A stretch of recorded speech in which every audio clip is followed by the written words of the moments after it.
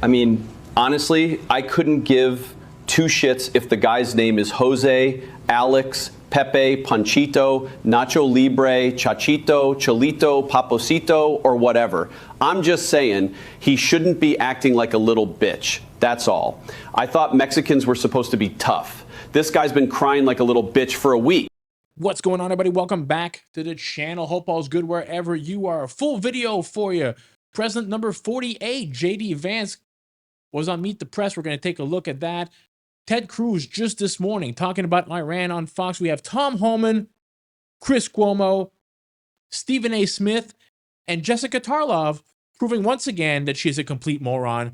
Let's get to it. The president believes the Iranian people can control their own destiny. And what he said last night makes complete sense. If the Iranian regime refuses to come to a peaceful diplomatic solution, which the president is still interested in engaging in, by the way, why shouldn't the Iranian people take away the power of this incredibly violent regime that has been suppressing them for decades? And so our posture has not changed. Our military posture has not changed. These were decisive precision strikes that were successful on Saturday evening. But the president is just simply raising a good question that many people around the world are asking. The president is pleased, the country is pleased, and frankly, Brian, the whole world should be pleased with the courageous action that President Trump and our United States military took on Saturday night. I want to thank, and the president wants to thank, the brave pilots who flew nearly 40 hours and more than 7,000 miles from the middle of America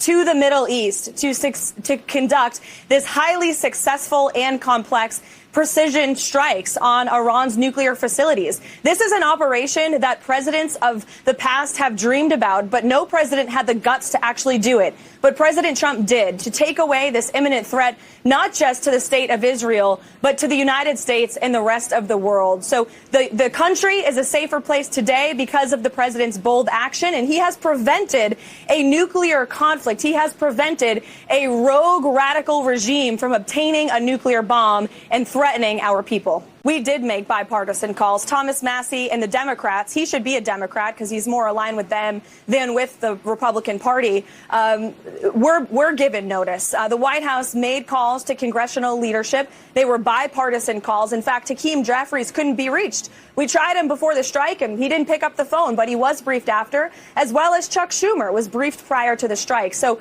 this notion that CNN ran with at the White House did not give a heads up to Democrats is just completely false. In fact, both Senator Schumer's office and CNN had to retract that story last night because it was a blatant lie, and we showed them the timestamps from those phone calls. But I want to add something to Thomas Massie's false points. The White House was not obligated to call anyone because the president was acting within his legal authority under Article 2 of the Constitution as Commander-in-Chief of the President of the United States. We gave these calls as a courtesy, and the Democrats are lying about this because they can't talk about the truth of the success of that operation and the success of our United States military and the success of this president and this administration in doing something that past administrations, Democrats too, have only dreamed about. What a crazy upgrade she is from the last tool that we had at that position. Now let's get to J.D. Vance, who is excellent at these interviews. I mean, God tier. He was on Meet the Press yesterday afternoon. Let's have a look. Is the United States now at war with Iran? No, Kristen, we're not at war with Iran. We're at war with Iran's nuclear program. And let me just say, Kristen, that we're incredibly grateful and proud of the American Air Force pilots who did an incredible job last night. The operation was really extraordinary. These guys flew from Missouri. They didn't land a single time. They dropped 30,000-pound bombs on a target the size of a washing machine, and then got back home safely without ever landing in the Middle East or ever stopping other than to briefly refuel. And of course, they did that in the air. So it's really an incredible operation, a testament to the power of American military. And I think what shows what can happen when you have that great American military in the hands of capable presidential leadership. What we did is we destroyed the Iranian nuclear program. I think we set that program back substantially, and we did it without endangering the lives of the American pilots. That's an incredible thing, and I think we all should be proud. Whatever our politics, we should be proud of what these guys accomplished. A very, very high impact mission under a lot of pressure. What we've said to the Iranians is we do not want war with Iran. We actually want peace. But we want peace in the context of them not having a nuclear weapons program. And that's exactly what the president accomplished last night. I really think there are two big questions for the Iranians here. Are they going to attack American troops, or are they going to continue with their nuclear weapons program? And if they leave American troops out of it and they decide to give up their nuclear weapons program once and for all, then I think the president has been very clear. We can have a good relationship with the Iranians. We can have a peaceful situation in that region of the world. We have to step back a little bit, Kristen, and remind ourselves that we negotiated aggressively with the Iranians to try to find a peaceful settlement to this conflict. It was only when the president decided that the Iranians were not negotiating in good faith that he took this action. He didn't take it lightly, but I actually think it provides an opportunity to reset this relationship, reset these negotiations, and get us in a place where Iran can decide not to be a threat to its neighbors, not to be a threat to the United States. And if they're willing to do that, the United States is all ears. That program is now destroyed. They tried to build a conventional missile program to attack neighbors in the region. That missile program has shown to be a failure. They have funded terrorism aggressively in the region, and now most of their terrorism proxies are destroyed. The Iranians are clearly not very good at war. Perhaps they should follow President Trump's lead and give peace a chance. If they're serious about it, I guarantee you the President of the United States is too. Take it, sleazy. And I'm out. Before we get to Ted Cruz, if you guys don't mind just smashing that thumbs up button for your boy, that goes a long way into helping me out. Also, if you're not yet subscribed and it's not your first time here, hopefully this could be the video that I earn your subscription. Now let's get to Ted Cruz. This was this morning. He was on Fox talking about the sleeper cells that are most likely in America as we speak because of what the Biden administration let happen over the last 4 years. Check it out. Homan, the border czar, said that under Joe Biden, they released over 1,200 Iranian illegal immigrants into this country. So we know there's over 1,200 here. That doesn't count the gotaways. The gotaways, there are roughly 2 million gotaways, people who we know came into this country illegally. We see signs of them, but we didn't apprehend them. Among those gotaways, there are murderers, there are rapists, there are child molesters, there are MS-13 gang members, and there are almost certainly Iranian terrorists. We don't know how many. Yeah, according to Tom Homan, about 700 of these people, good or bad, still illegal, they shouldn't be here, are in the country. He was also on Fox. Let's have a look. Can you assess that issue particularly? How many Iranians are in the country that are in sleeper cells trying to do bad to America right now? Well, look, you and I have talked about this many times. I said the last 4 years, my biggest concern was this open border was the biggest national security vulnerability this country's ever seen. So I pulled numbers this morning just from a CBP under Joe Biden. There was 1,272 nationals of Iran released in the country between OFO and the Border Patrol. And you compare that to the Trump administration, zero. Right, zero releases.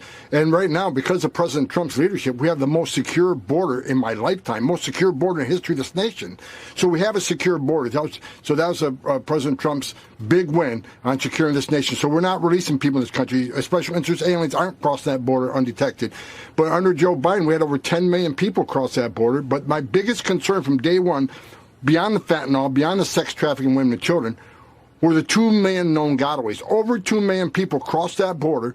We don't know who they are, where they came from, because they got away, because Border Patrol was so overwhelmed with the humanitarian crisis that Biden created that over 2 million people crossed the border and got away. That is my biggest concern, and that's what created the biggest national security vulnerability this country's ever seen. Now, the meme you're looking at on the screen right now, I'm not going to lie, this one got me. This one got me. Now, the next clip you're going to watch is quite disturbing that this is even allowed to happen, but this is from Florida. A group of Muslims are buying up churches to replace them with mosques.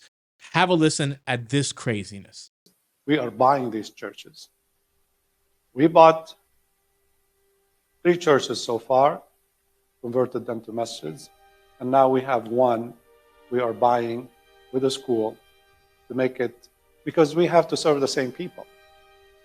The people who were part of that community, one day they will be Muslims. So we'll make it into a masjid and an Islamic school for our children and their children, inshallah. Get out! Get out! Get the hell out of here! Democrats openly play to socialism now. They're trying to drum up their own populist outrage to match MAGA. They support candidates who don't believe Israel has a right to exist. This is more demonic than democratic. It is proof of extremism corroding our culture. Okay? Shit's bad when Chris Cuomo starts to make sense and go over to your side. Now let's take a look at closet Republican Stephen A. Smith, who, he plays the angry black man in the media. That's his shtick, but nonetheless, he makes sense here. He's dropping facts. Let's have a look, and then we'll get to Jessica Tarlov and get your popcorn ready for that one. You don't get to ignore him, is my point. He has been the most powerful, the most influential member of the GOP since 2015. How does you refusing to invite him, ostracizing him, not wanting to hear what he has to say to you all, how does that help you? How? I'm not saying agree with him. I'm not saying side with him. I'm not saying befriend him. I'm not saying any of those things. But ignoring him ain't going to get it done. Not if you truly want to be about the business of helping folks, particularly the desolate and disenfranchised in our country, the urban communities throughout America. Not that that's all the NAACP does, because I'm certainly not implying that. All I'm saying is that clearly is who you're interested in helping. Ignoring him and not even inviting him to come and speak at your convention, what's that going to accomplish? For the first time in a 116-year history, you're not inviting a president. Are you trying to tell me that there's no president that has been as offensive to the NAACP as Donald Trump in 116 years? Are you really making that argument? That no matter what you think about Donald Trump, that's the only person, that's the only president of the United States that you've been able to say that about in a 116-year history of the NAACP. 116 years. Doing the math, that goes back to 1909. Since 1909, there's no president that has ever been more offensive to the NAACP than Donald Trump. Is that your argument? Let's say for the sake of argument that it is for the moment. Other than the progressive left, who's going to definitively agree with your position? You might have folks out there that want to contribute to the causes of the NAACP that are center left and center right. They may not agree with Donald Trump either, but they recognize the importance of being able to work with the President of the United States. Just think about it. I don't think this is the right move. If all of us had to like the people we had to deal with and do business with, how would business ever get done in this country, if not this world? It's a rhetorical question, Mr. Derek Johnson. I know you know the answer. And whether you like Stephen A. Smith or not, he's not wrong here. Now, the pièce de résistance of this video. This is going to be the new talking point of the Democrats or people on the left, that Trump had no money before he became president. These people are ridiculous. Listen to this nonsense. Hold on, let me get him on the phone. Josh? Tell him I loved his op-ed. And Greg mentioned a staggering level of corruption. And I just got a note that the staggering level of corruption from last night's meme coin dinner. That's Trump what has you're spent- focusing on, the meme coin. 40% of Donald Trump's wealth has been accumulated since he became president because of 2 crypto coins. The New York Times did interviews with foreign buyers of this cryptocurrency who came over here to have dinner with him. A guy from South Korea. This is not even part of the segment. So what? You're talking about a meme coin. Yeah, no, I'm talking about who's corrupt and who is profiting off the American office. Did he try to cover that up? I don't think so. Yeah, Caroline Levitt said it was his You're personal defending capacity, an administration and then he's behind that the covered president. up a dying leader, and you're sitting here going, but meme coin, meme coin. I'm saying billions All right, let's of give Paul a dollars. chance to clean it up real quick. Paul, final It is thoughts. clean on my side of the street. All right, All real I can quick. say is that, guys, I hope you enjoyed the video. If you did, smash that thumbs up button for your boy. Consider subscribing to the channel, help it grow, and I will catch you all in the next video. Peace out, everybody.